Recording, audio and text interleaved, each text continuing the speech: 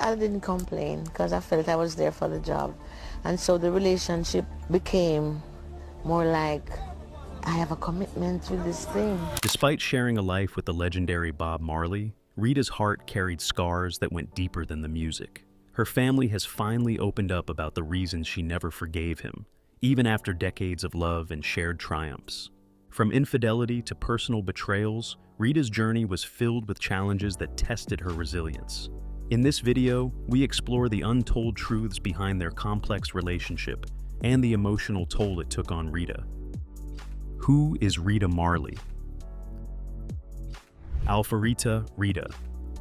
Marley entered this world with a question mark stamped on her birth certificate, or at least, that's how it feels when you trace the story back. Some say she was born in Santiago de Cuba. Others, including her own mother-in-law, insisted her birthplace was actually Jamaica. Even Rita herself admitted she was told Cuba, but never tracked down the truth. Imagine growing up and not being completely sure where your story began. It's the kind of puzzle that makes you wonder if family legends should come with footnotes. Here's what we do know. Rita was born to Leroy Anderson and Cynthia Beta Jarrett. When she was just 3 months old, her parents packed up and moved to Kingston, Jamaica. That meant her early life, despite the whispers about Cuba, was deeply rooted in Jamaican soil. Her childhood, however, wasn't the picture-perfect island postcard you'd expect. Her parents' relationship didn't last, and the separation meant Rita's upbringing took a turn. She was raised primarily by her Aunt Viola, who stepped in to provide the stability her fractured home life couldn't. Trenchtown, the neighborhood where she grew up, is legendary in its own right. Known for its rough edges and creative heartbeat, it's a place where hardship and music often walked hand in hand. If you know anything about reggae history, you know Trenchtown isn't just a backdrop. It's practically a character in the story. For Rita, it was the ground where she learned resilience, faith, and the kind of strength that would later carry her through a complicated life with Bob Marley. But let's go back to that little "where was she born" debate for a second. The Cuban origin story wasn't just family gossip. It actually caused real issues. At one point, a visa application was denied because officials determined she wasn't born in Cuba and therefore didn't qualify as a Cuban refugee. Talk about bureaucracy turning a family mystery into a legal headache. It's one thing to argue with relatives about your birthplace, but it's another thing when immigration officers get involved. In her memoir, No Woman, No Cry: My Life with Bob Marley, Rita shared her perspective on growing up in a household shaped more by survival than luxury. With her aunt as her main caretaker, she learned to adapt quickly. Being shuffled by circumstances gave her a sense of independence early on, and that independence would serve her later in life, especially in her marriage to one of the most celebrated yet controversial figures in music. Still, that tug-of-war between Cuba and Jamaica never fully went away. Her mother-in-law, Cedella Booker, flat-out questioned the Cuba story, maintaining Rita was Jamaican through and through. It's almost poetic if you think about it. Rita, who would later stand beside Bob Marley as both his wife and bandmate, began her own life with blurred lines, her birthplace disputed, her childhood split between parents and an aunt, her identity already layered before fame ever entered the picture. And maybe that's the real takeaway here. Rita's early life wasn't just about where she was born, it was about what shaped her. The separation of her parents left her with an unconventional childhood. Being raised in Trenchtown taught her grit. The confusion around her origins gave her a story that nobody could quite pin down. And when you think about the life she went on to lead, the love, the pain, the music, the legacy, it makes sense that Rita Marley's beginning would be marked by complexity. Because if there's one constant in Rita's life, it's that nothing was ever simple. Not her childhood, not her marriage, not even her birthplace. But through it all, she emerged as more than just someone connected to Bob Marley. She became a figure in her own right, shaped by uncertainty yet rooted in strength. She had a career too. Rita didn't just enter the stage as Bob Marley's wife. Long before that, she had her own mic, her own songs, and her own dreams. She started out with her cousin Constantine Walker and Marlene Gifford in a group called the Solettes. The trio made their mark during the rocksteady era, recording songs like Time for Everything, Turn, Turn, Turn, a track originally written by folk legend Pete Seeger, and A Day Pon Dem. They also put out Friends and Lovers, One More Chance, and That Ain't Right, which even featured background vocals by the Wailers. Years later, a duet she sang with Bunny Wailer, Bless You, would surface on the Lovers and Friends album. It was at Studio One, where the Solettes recorded, that Rita found not only her sound but also her coach, Bob Marley himself. Their connection moved quickly. By February 1906, the two were married, but right after tying the knot, Bob left for Wilmington, Delaware, to earn money working at the DuPont Hotel. Imagine that, one of the most famous musicians in history, once hauling luggage in the US while his new wife held things down back home. During Bob's absence, Rita's cousin Constantine Vision Walker stepped in as part of the Wailers, even recording with them for a short stretch. Rita added her voice to harmonies during this period too, keeping her place in the music scene even as her husband worked thousands of miles away. By 1968, Bob and Rita welcomed their second child, Ziggy Marley.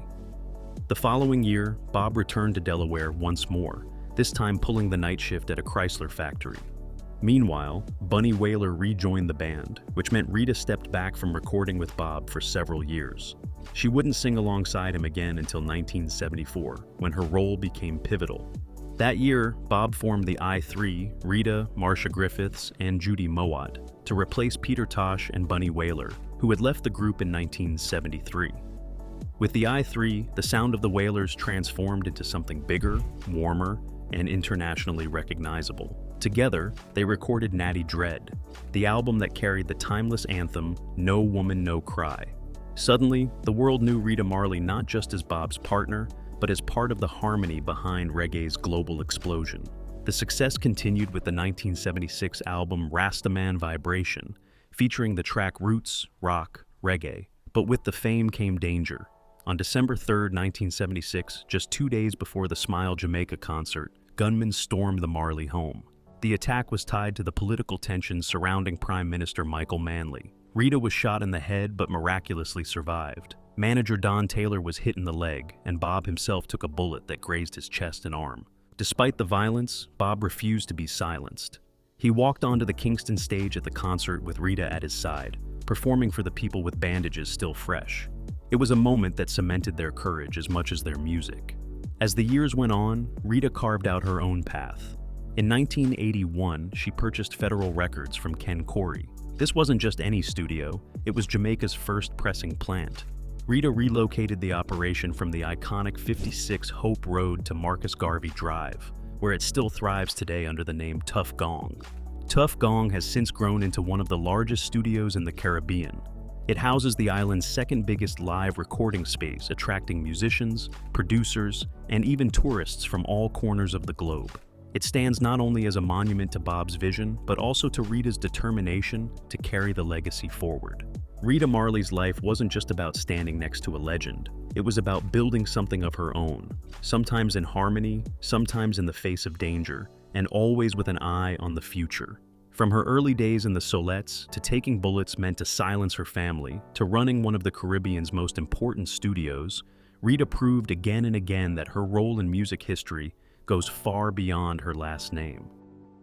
Bob and Rita, the early years. By her teenage years, Rita's passion for singing led her to join a vocal group called the Solettes. This is where fate stepped in. The Solettes often rehearsed under the guidance of a rising artist named Bob Marley, who at the time was performing with the Wailing Wailers. The spark between Rita and Bob wasn't instant fireworks, but it didn't take long for things to heat up. According to Rita, Bob had his own unique way of showing interest. Instead of telling her directly, he passed notes through friends. Yes, the man who would go on to become one of the boldest voices in music history started his courtship like a shy schoolboy. Eventually, though, he made his feelings clear, and by 1966, the two stood before a justice of the peace in Jamaica. Rita was 19 years old, and Bob had just turned 21. The following year, their new chapter expanded with the arrival of their first child. On August 23, 1967, Rita gave birth to Cedella Marley in Kingston. Cedella would grow up to have her own career in music, but at the time, Rita's attention was on her newborn and her growing family. Rita later wrote about how her daughter's older half-sister, Sharon, immediately embraced her role as the proud big sister. Just over a year later, on October 17, 1968, their second child arrived. This time it was a boy, David Nesta Marley, known to the world as Ziggy. He was delivered at home, inside Rita's aunt's house. Ziggy would later become a Grammy-winning artist in his own right, carrying on the Marley legacy with his own music and production work. By April 20th, 1972, the Marley family had grown again with the birth of their third child together, Stephen Marley. Like his siblings, Stephen would go on to make his mark in music, becoming one of the most respected figures in reggae and hip-hop production. But while Stephen's arrival was joyful, the months surrounding his birth brought heavy challenges into Rita's marriage. Around this same time, Bob was involved with other women. Two of them became pregnant and gave birth only weeks after Stephen's arrival. On May 16, 1972, Pat Williams gave birth to Robert Robbie Marley. Just 3 days later, on May 19th, Janet Hunt gave birth to Rohan Anthony Marley. Suddenly, 3 babies connected to Bob Marley entered the world within a single month. For Rita, the situation was painful. She admitted in her memoir that she was deeply upset when she first learned about Bob's relationships with other women. While such circumstances were often viewed as common in Jamaican culture, that didn't make the experience easier for her as his wife. Still, Rita's response showed the kind of resilience that defined her life. Over time, she chose not to reject these children, but to embrace them. She wrote about eventually loving both Robbie and Rohan and raising them as if they were her own sons. This decision speaks volumes about Rita's character. In the face of betrayal and disappointment, she still prioritized family. She built connections that went beyond bloodlines, showing her ability to hold her head high even in complicated circumstances. The early years of Rita and Bob's marriage were a mixture of music, devotion, and heartbreak. From shy letters passed through friends to raising children born within days of each other, their life together was never simple. Rita carried the weight of being both a wife and a mother in the spotlight of a man adored worldwide, while also carving out her own place in music history. Rita Marley's early years with Bob are not just about romance or scandal. They're about survival, strength, and a woman's choice to keep moving forward even when life gave her reasons to stop. When it went wrong. Rita has been open about the fact that she and Bob reached an unusual understanding in their marriage. Their relationship wasn't confined to traditional boundaries, and both of them knew it. Bob fathered several more children throughout the 1970s, and Rita herself had a relationship outside of their marriage. By 1973, Bob had welcomed another daughter, Karen, with Janet Bowen. In 1975, Lucy Pounder gave birth to Julian Ricardo Marley. Just a year later, in 1976, Kai Mani Marley was born to Anita Belnavis. And in 1978, Bob's youngest son, Damien Jr. Gong Marley, arrived, the child of Cindy Breakspear. Each child became part of the larger Marley family, adding to the ever-expanding legacy that Bob left behind. Meanwhile, Rita was building a life of her own alongside Bob. She had a relationship with Jamaican soccer player Owen Ital Taki Stewart. Their connection produced 2 daughters, Stephanie, born in 1974 and later adopted by Bob, and Sarita, born in 1985. For Rita, the relationship with Taki was about more than attraction. She later explained in her memoir that he was sympathetic toward her, especially after seeing the way Bob handled their marriage. "We had a lot in common," she said, describing how his support gradually grew into something deeper. Rita also admitted that her relationship with Taki began at a point when she felt Bob's behavior had become impossible to ignore. By 1973, as Bob traveled to London, she noticed how his involvement with other women was no longer hidden. According to her, he carried on those relationships openly, making it clear to her that she had to set her own boundaries. That's when Rita gave him an ultimatum. She told Bob that if he was going to continue seeing other women, their own marriage would no longer include intimacy. Bob didn't change his lifestyle, and Rita stuck to her word. From that point on, while they remained married, they both lived lives that included other partners. Despite everything, Rita and Bob's bond never completely dissolved. She explained that she tried to see Bob less as a traditional husband and more as a brotherly figure. "I trained myself to think of him as a good, loving brother, more so than a real husband," she wrote, making her peace with the unconventional dynamic. She also described how she had no desire to befriend the other women in his life. "I never made friends with any of them. I didn't have to." Still, for all the pain and compromise, there was also love. Rita noted that Bob never failed to remain present as a father. No matter how complicated his romantic life became, he made an effort to be there for his children. She also recognized that he continued to treat her with care, even if their relationship looked different from the one she had first entered as a teenager. What stands out in Rita's reflection is her ability to hold space for contradictions. On one hand, she acknowledged the hurt caused by Bob's choices. On the other hand, she refused to let bitterness define her. She accepted the situation for what it was, balancing heartbreak with understanding. Their marriage lasted until Bob's passing, even though by then, both had been involved with other partners. What remained was not the image of a flawless love story, but a complicated and deeply human connection. Bob may not have been a husband in the way Rita once hoped, but in her words, he was still a loving father and friend. Rita Marley's experience shows that love isn't always clean or conventional. Sometimes it's about compromise, sometimes it's about survival, and sometimes it's about redefining what partnership even means. Her strength lay in her ability to stay grounded through it all, carving out her own path while still holding her family together. The final years. On December 3, 1976, just 2 days before a free concert meant to promote peace in Kingston, violence nearly ended both Bob and Rita Marley's lives. The couple and their bandmates had gathered at their home at 56 Hope Road to rehearse for the Smile Jamaica concert when chaos struck. Rita had stepped out for a different rehearsal with a drama group, but as she sat in her car, 7 armed men invaded the property. Shots rang out. Rita was hit in the head. Bob, inside the kitchen, was struck in the chest and arm. Somehow, both survived. Defying fear and pain, they stepped onto the stage just 48 hours later at the Smile Jamaica concert, a show that became one of the most powerful performances in reggae history. The attack revealed just how dangerous the political climate in Jamaica had become, and how closely Bob's music was tied to the struggles of his country. The shooting also came at a complicated moment in Bob and Rita's personal lives.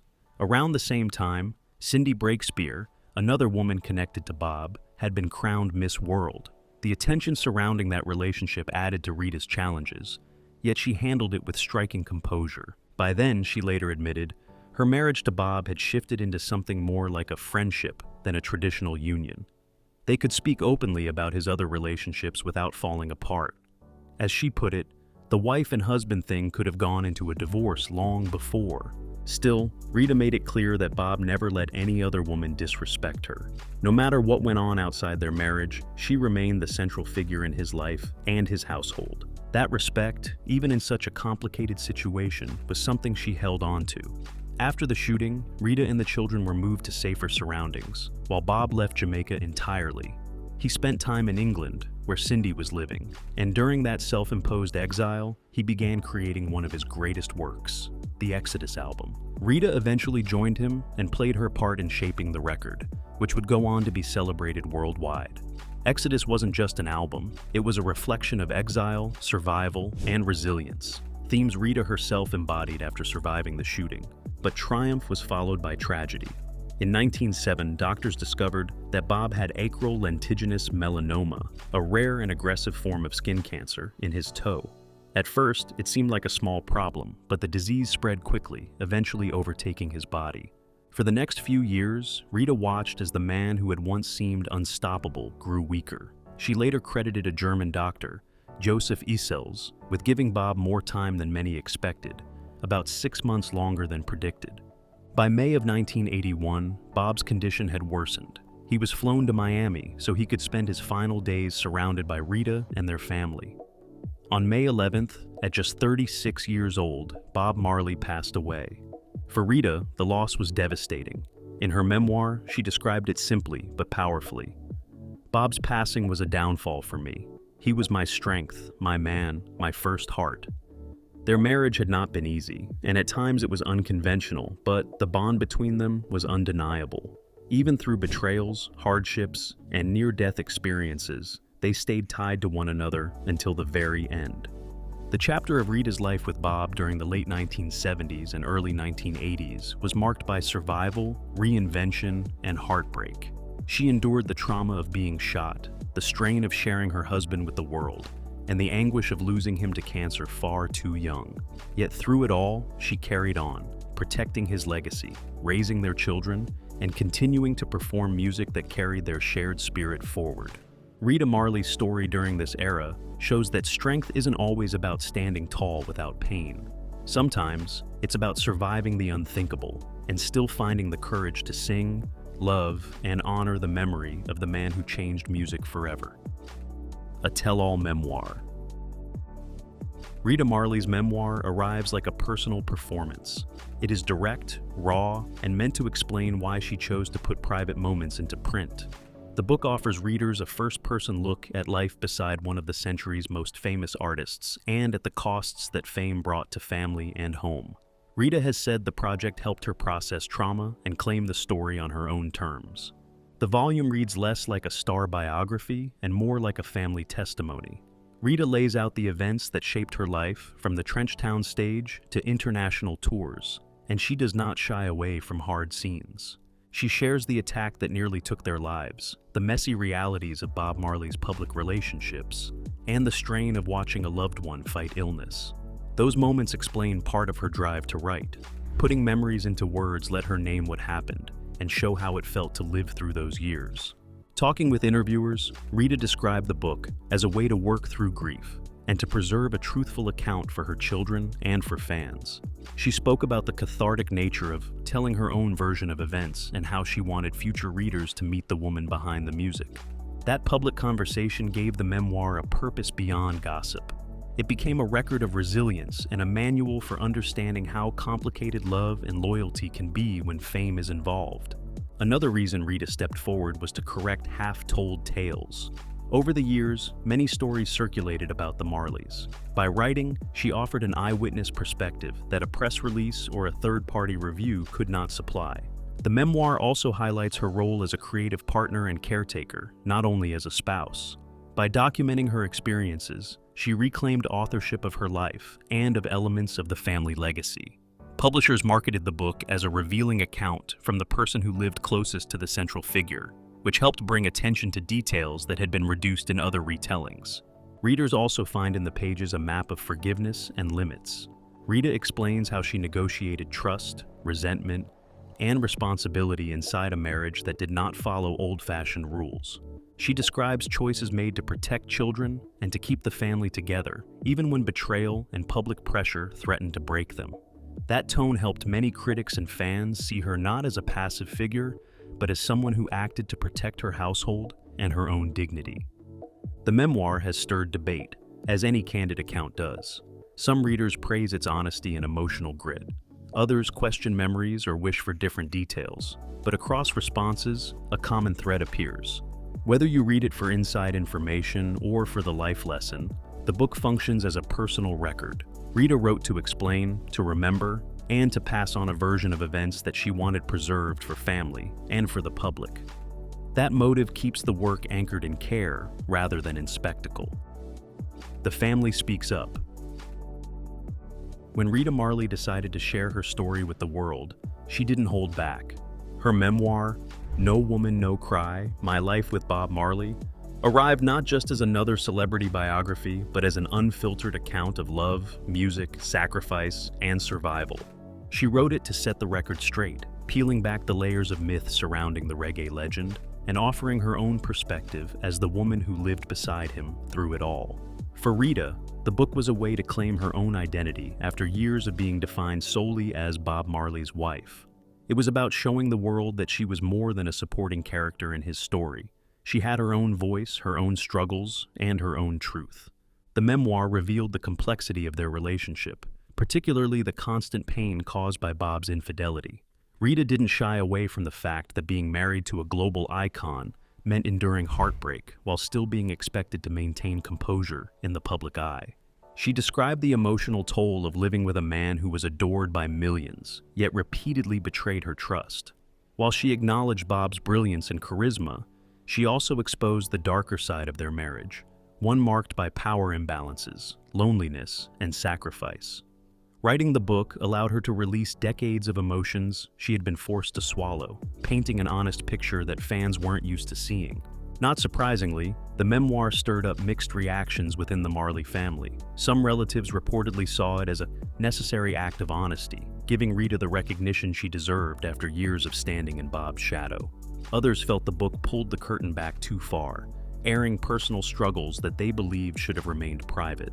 Family members, particularly Bob's mother, Cedella Booker, had already raised questions about Rita's background in the past, and the book only added new layers to old tensions. By telling her truth, Rita risked reopening family wounds, but she was willing to take that chance to finally be heard.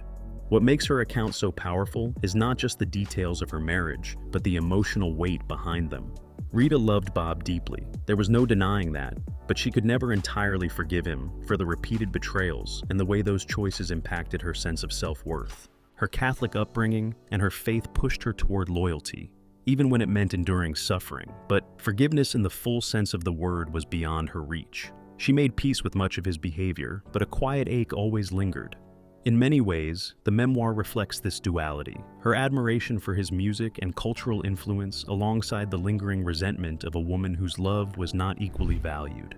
By putting her story on the page, Rita Marley carved out her own space in history. She showed that the reggae movement was not built by one man alone, but supported by a woman who carried the weight of his world, often in silence.